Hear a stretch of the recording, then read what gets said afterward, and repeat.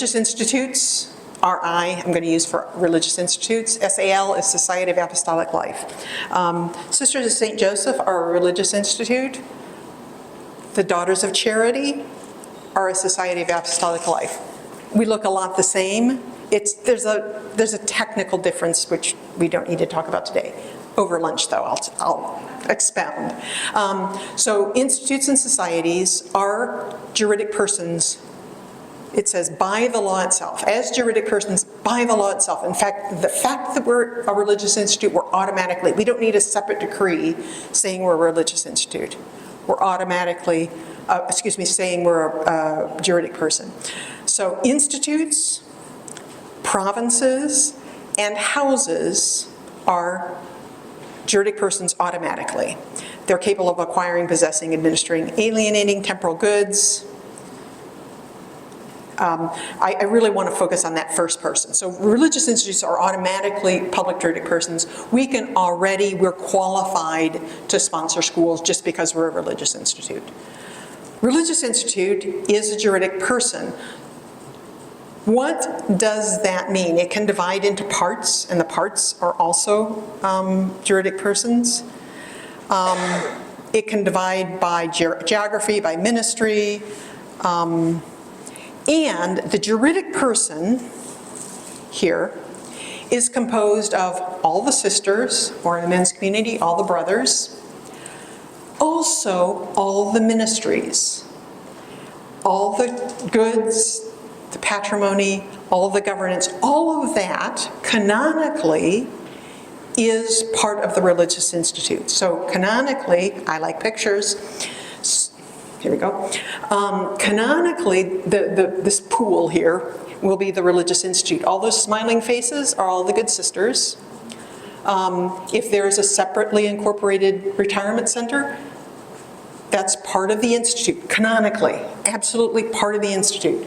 All the ministries, the academy, if there's a clinic, if there's a separate trust, all of that canonically is part of the same entity. You can almost think of it as different departments. So like when St. Joseph's Academy was sponsored by the Sisters of St. Joseph, it was canonically like a department of the Sisters of St. Joseph, even though it's separately incorporated, okay? So this is not the civil reality, right? In the canonical point of view, SJEM, all of our schools are part of the public juridic person. Okay? So when we think of when the Bishop or Rome thinks of SJEM, they think of all the schools as one entity. Yeah, they're in different places and they're different curriculum, different students, but it's from a canonical point of view, it's one entity. Okay? Now, this is not the civil reality. Civilly, in order to make this work, we have to have some kind of a connection to each of the schools in order to kind of keep them affiliated with us, keep them related to us canonically. In your statute book, when you get it, or if you already have it, Article 6, I spent a lot of time on Article 6. If you memorize one article, it'll be Article 6, because that talks about the relationship between each of the schools and SJEM. How is that relationship like made real civilly?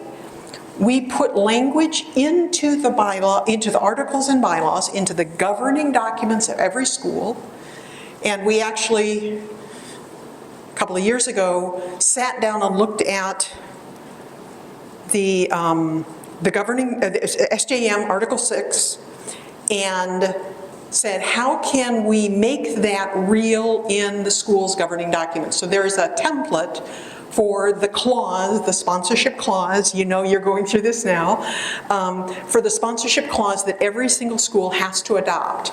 Now, since SJEM has many schools, we want that to look the same so that we're not going, okay, which school is this? What's our relationship with them? We want to have pretty much the same language in every schools documents. So what we did was we took Article 6, which is the relationship of SJEM to the schools, we embedded that into each of the schools' governing documents, articles and bylaws. Occasionally we had to make a little tweak because of state law, but other than state law, that's the same